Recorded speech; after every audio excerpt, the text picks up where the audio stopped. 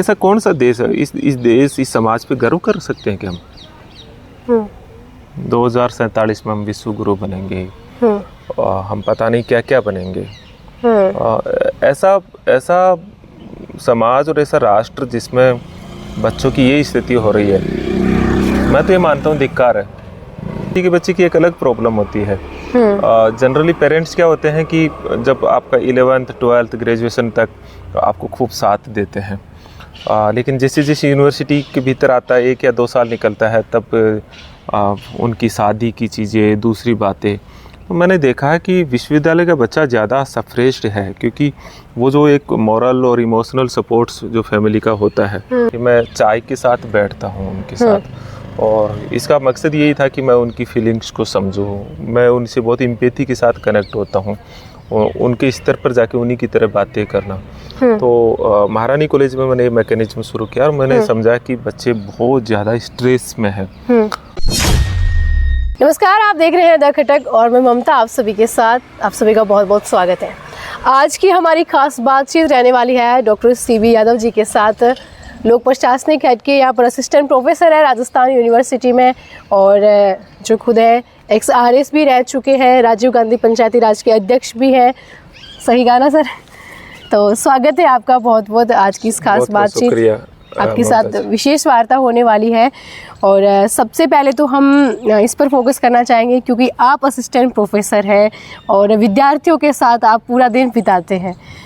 जब एक बच्चा क्लास में आता है या अपने फेवरेट कोर्स को चूज़ करके पढ़ने के लिए, आपने बच्चों में क्या विभिन्नताएं देखी है? क्योंकि आजकल बहुत या तो प्रेशर ले रहे हैं या उन पर दिया जा रहा है, कुछ तो ऐसा है, आप एक बार बताइए। देखिए, विश्वविद्यालय के भीतर तो बच्चा उस स्टेज पे आता है जब वो नॉर्मल प्रक्रिया से बाहर निकल जाता है। यूनिवर्सिटी के भीतर तो वो UG करने के बाद में PG के लिए आता है। राजस्थान विश्वविद्यालय में जो हमारी जो कॉलेजेज है, महारानी महाराजा राजस्थान कॉलेज, उसमें ज़रूर बच्चा 12th के बाद आता है। वहाँ ज़रूर बच्चा काफ़ी ज़्यादा उस स्थिति के भीतर वो काफ़ी उलझनों में रहता है, उसे दिखाई नहीं देता है। हालांकि सिस्टम तो पूरा आज यहाँ यूनिवर्सिटी या पूरा एजुकेशन सिस्टम ऐसा बना हुआ है जहाँ बच्चों के सामने बहुत साफ विकल्प नहीं है कि उसे क्या करना है। कंफ्यूजन वाली स्थिति ये तो है ही। ये तो एक ऐसी स्थिति है जहाँ बच्चा एक ऐसी स्थिति, यूनिवर्सिटी के बच्चे की एक अलग प्रॉब्लम होती है। जनरली पेरेंट्स क्या होते हैं कि जब आपका 11th 12th ग्रेजुएशन तक आपको खूब साथ देते हैं, लेकिन जैसे जैसे यूनिवर्सिटी के भीतर आता है 1 या 2 साल निकलता है, तब उनकी शादी की चीज़ें, दूसरी बातें। तो मैंने देखा है कि विश्वविद्यालय का बच्चा ज़्यादा सफ्रेश्ड है, क्योंकि वो जो एक मॉरल और इमोशनल सपोर्ट्स जो फैमिली का होता है, वो विश्वविद्यालय पे आते आते धीरे धीरे कम हो रहा है, और वो एक ऐसी स्थिति में फंसता है कि बच्चा अब क्या करे। तो समस्या सभी जगह की अपनी है, उन बच्चों की अलग तरह की प्रॉब्लम्स है, लेकिन विश्वविद्यालय के बच्चों की क्योंकि मैंने एक नया सिस्टम शुरू कर रखा है यहाँ बच्चों से संवाद का, कि मैं चाय के साथ बैठता हूँ उनके साथ, और इसका मकसद यही था कि मैं उनकी फीलिंग्स को समझूँ, मैं उनसे बहुत एम्पैथी के साथ कनेक्ट होता हूँ, उनके स्तर पर जाके उन्हीं की तरह बातें करना। तो महारानी कॉलेज में मैंने ये मैकेनिज्म शुरू किया और मैंने समझा कि बच्चे बहुत ज़्यादा स्ट्रेस में हैं। मुझे कुछ बच्चों ने तो यहाँ तक भी कहा, हालांकि मैं उनका स्ट्रेस रिलीज करवाने के लिए मजाक करता हूँ, उनसे बराबर में जाता हूँ, लेकिन कुछ बच्चों ने कहा कुछ नहीं दिख रहा है सर, बुरे बुरे ख्यालात आते हैं। तो ऐसा दौर में तो हम हैं इस समय। क्योंकि देखिए सर, अब आप प्रोफेसर हैं, इसीलिए आपसे हम ये बातचीत करना ज़्यादा उचित रहता है, क्योंकि अगर जैसे ही नया साल आया, एक आंकड़ा देखा हमने जनवरी में कि 12 दिन के अंदर कोटा के अंदर 4 सुसाइड हो चुके हैं। ये वो स्टूडेंट थे जो अलग अलग नीट, JEE और IIT की प्रिपरेशन कर रहे हैं, अपनी PG में रह करके कोचिंग कर रहे हैं। अगर एक नज़र दौड़ाए, क्या कारण हो सकते हैं मोटा मोटी तौर पर, या ऐसा क्यों हो रहा है? क्योंकि ये दुखद है, आंकड़े सिर्फ आंकड़े नहीं है, ये एक दुखद है।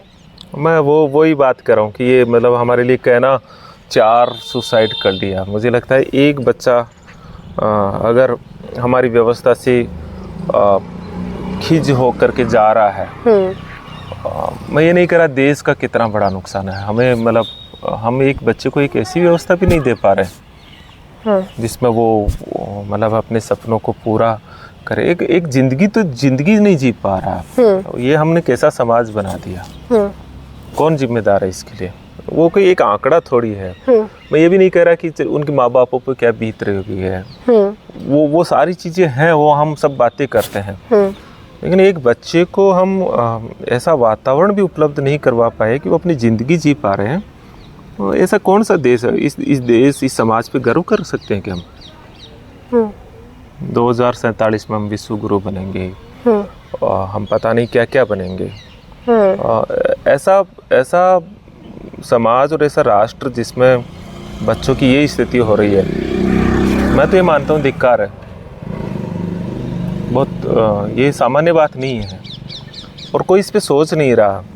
मेन बात ये है, कोई सोच भी नहीं रहा कि क्यों, किस लिए हो रहा है। जो कोटा की घटनाक्रम है उस पे मैं सोचता हूँ कि आखिर वहाँ हो क्या रहा है। वहाँ जो लाखों बच्चे जा रहे हैं, उनको क्या पढ़ाया जा रहा है? 11th 12th की NCERT, उन्हें कोई डॉक्टरी की पढ़ाई, मेडिकल की पढ़ाई थोड़ी करवा जा रही है, कोई इंजीनियर थोड़ी बन रहे हैं वहाँ। वो तो वही चीज़ जो 11th 12th में पढ़ रहे हैं, उसको एक सिस्टम के भीतर वहाँ कौन सा स्किल डेवलपमेंट हो रहा है, और किस लिए वो बच्चे सुसाइड कर रहे हैं। मुझे रोज़गार नहीं मिले समझ में आता है, वहाँ तो रोज़गार का भी सवाल नहीं उठ रहा है। वहाँ तो वो 11th 12th की स्टडी कर रहे हैं, वही NCERT पढ़ रहे हैं जिसको पहले पढ़ के आ गए। मेरा बहुत ही इस पे खिंच हुई इस व्यवस्था पे। हम क्यों नहीं सोचते हैं कि क्या एक बार और सोचना चाहिए, क्या दुनिया में कौन से देश के भीतर ये मैकेनिज्म पनपा हुआ है कि 11th 12th करने के बाद में फिर एक नीट की परीक्षा होगी, एक IITG की परीक्षा होगी, उसके भीतर 3-3 4-4 साल तक बच्चे जूझेंगे, और फिर जा कर के फिर वो मेडिकल और इंजीनियरिंग में जाएंगे। ये 2-3 साल इनका इस फेज का क्यों बर्बाद किया जा रहा है? ये कौन सी एजुकेशन मेथोडोलॉजी है? और एक बच्चा 16 या 17 साल की उम्र में जब ये कदम उठाता है तो ये ज़्यादा सोचने के लिए बात हो जाती है। सबसे ज़्यादा अगर हम हमारी एज को देखते हैं तो वो जो 16-17 से लेकर के 20-21 की साल होती है, वो सबसे बेस्ट लर्निंग पीरियड होती है, जिसमें उसको स्किल सीखना चाहिए था।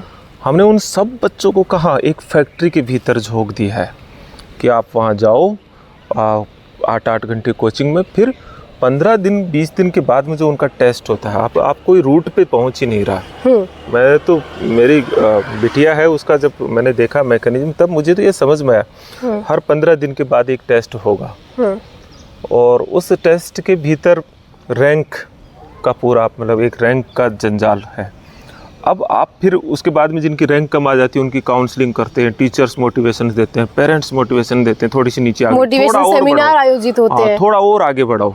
बच्चा सारी चीज़ों को फॉलो करता है। वो मैंने देखा, वो अपने रूम पे सारे कोटेशन लगा लेता है, सुबह उठता है, पूरी रात पढ़ता है, सारे मोटिवेशनल गुरु जितने होते हैं उनके सारे रूल फॉलो करता है, फिर वहीं आके टिक जाता है। फिर आखिर में वो सोचता है कि कुछ कर ही नहीं पा रहा, मतलब मैं ही इसमें तो, मतलब मेरे में ही कमी है। अंतिम तौर पर ये मान लेते कि मैं कुछ किसी काम करें, मैं नहीं कर पाऊंगा। बच्चे पेरेंट्स सारी फैसिलिटी उपलब्ध करवा करके उन पे एक अलग तरह का मनोवैज्ञानिक दबाव, अरे हमने सारी, देखो आपकी 1.5 लाख रुपए फीस दे दी है, आपके देखिए सारे आपको रहने के 15,000 रुपए महीने के दे रहे हैं, हर सुविधा दे रहे हैं। अब आपकी जिम्मेदारी है कि आप इस कंपटीशन में ऊपर आइए, है ना। अब पेरेंट्स कहते हैं हमने क्या कमी छोड़ दी। मेरा ये मानना है आपने ये जो सारी व्यवस्थाएं करके जो उस पर एक मनोवैज्ञानिक दबाव बनाया, उससे उस बच्चे को जीने लायक नहीं छोड़ा। मैं बड़ा दुखी हूँ। इस प्रदेश का शिक्षा मंत्री ये कहता नहीं, ये तो इनके तो प्रेम प्रसंगों की वजह से जो है ना सुसाइड कर रहे हैं। 10 में से एक मामला मान लो प्रेम प्रसंग हो सकता है। अरे क्या मामला होगा, प्रेम प्रसंग भी इसी मतलब ये फिर इससे भी ज़्यादा बुरा समाज बना लिया हमने कि हमने हमारी युवा पीढ़ी को प्रेम प्रसंग के लिए जगह ही नहीं छोड़ी है। मतलब वो अपनी भावनाएं एक्सप्रेस ही नहीं कर पा रहे हैं। मूल वजह यह है, हमारे बच्चों का जो हमने एजुकेशन सिस्टम बनाया उसमें ना कोई आउटडोर गेम्स है, जहाँ वो आउटडोर गेम्स में क्या होता है, स्ट्रेस रिलीज होता है। आउटडोर गेम्स में जो दोस्त बनते हैं उससे इमोशंस एक्सप्रेस कर पाते हैं वो, और केवल हमने एक सिस्टम बना दिया। तो उस पूरे सिस्टम में क्या, मैं कई बार ये भी कहता हूँ, उस बच्चे पे आपने सारी चीज़ थोप दी, उसका क्या भला हो गया। आप दुनिया में कौन से देश या कौन सा मतलब मनोवैज्ञानिक या कौन सा साहित्य ऐसे कहते हैं जिसमें ये कहने कि आप 15-16 घंटे वो साइंस की बुक्स लेके बैठो और उससे कोई पर्सनैलिटी डेवलपमेंट होता है। पर्सनैलिटी डेवलपमेंट तो तब होता है जब आपको फ्रीडम हो, अलग अलग लिटरेचर आप पढ़ो, आप इंटरेक्ट करो लोगों से, समाज को देखो, समाज के बारे में सोचो। तो जो उम्र उनकी पर्सनैलिटी में कुछ चीज़ ऐड करने की थी, उसको आप प्रेशर कुकर में झोंक करके आपने उनको सबको मनोरोगी बना रहे। हम लोग सबको एक ऐसी भट्टी में झोंक करके सबको हम समाज के एक ऐसा वर्ग बना रहे जिसमें कोई सामाजिकरण नहीं है। इस उम्र में सिखाना था एम्पैथी, करुणा, दया, एक दूसरे से कैसे इंटरेक्शन करे, अच्छा साहित्य, शेक्सपियर, प्रेमचंद, है ना, ये सब चीज़ें पढ़ करके इस समाज के बारे में एक सेंसिटिविटी डेवलप करने की हमारी कोशिश होनी चाहिए थी। तो मैं पूरी तरह से मैं गलत हो सकता हूँ, दर्शक मेरे से सहमत नहीं होंगे, लेकिन जो सिस्टम इस सरकार ने, और जो सिस्टम इस सरकार कैसे बनाती है सिस्टम, क्योंकि समाज उसको स्वीकार्यता देता है। आज अगर समाज इस सरकार द्वारा बनाए गए सिस्टम को स्वीकार्यता नहीं दे और उसके खिलाफ खड़े हो जाए तो सरकारों की क्या मजाल है कि वो सिस्टम बना देगी।